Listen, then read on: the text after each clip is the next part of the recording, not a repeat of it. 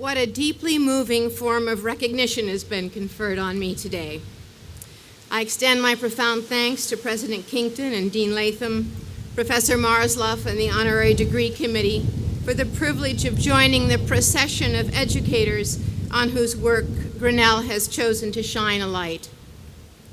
It's an honor to address the Grinnell class of 2015 and to offer you the gift of a poem, The Way It Is, by William Stafford, Poet Laureate of Oregon. There's a thread you follow. It goes among things that change, but it doesn't change. I hope a thread has become palpable to you in your years at Grinnell. By the time your remarkable classmate Rebecca Garner was in the 8th grade at the school I founded a quarter century ago, Becca had begun to recognize that she had a thread she was following, one that spun together filaments of art and tendrils of biology. At that time, she formulated a senior project, for that is what we call the year-long work each 8th grader undertakes at Arbor, in which superb drawings of her rabbits accompanied a precocious research paper on the genetic markers of the baby rabbit her breeding program produced. She has followed her thread, continuing to distinguish herself as an artist and a scholar here at Grinnell. Stafford goes on. People wonder what you are pursuing. You have to explain the thread, but it is hard for others to see. While you hold it, you can't get lost. Following your thread means that you know what you were made for, what your métier is, what it is you have to offer up to a world whose broken parts must constantly come under repair through the agency of those who care.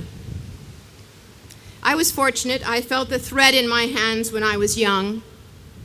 I went off to Oberlin College with the thread securely gripped in my hands, determined to develop the intellectual background I needed to teach ambitiously and ultimately to build and lead a school. May your collegiate experience prove as generative and lastingly important as has mine. Holding on to the thread means not getting lost, and it also means finding joy in work that suits you and that makes a difference. There are obligations that are entailed by your calling, whatever it is, and those obligations will exact their toll. Yet the deep well of quiet joy that arises from following your thread is sustaining. Tragedies happen, Stafford continues. People get hurt or die, and you suffer and get old. Nothing you can do can stop time's unfolding. You don't let go of the thread. Yes, I am getting older, but I haven't let go of the thread.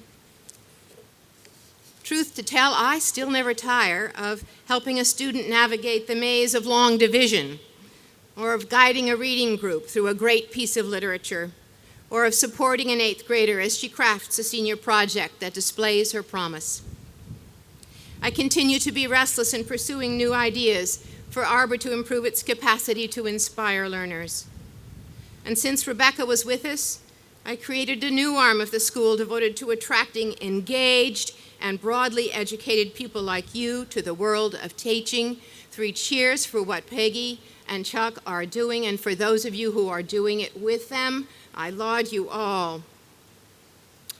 There are consolations to growing old. The thread only grows stronger, more resilient, and more vibrant. Here with you today are your beloved families and this esteemed faculty, those who have nurtured you, chided you, encouraged you, worried for you, cheered and comforted you as you work to reach this point, the point at which knowing what you are good at will help you know what you are good for. May your threads shine. Thank you.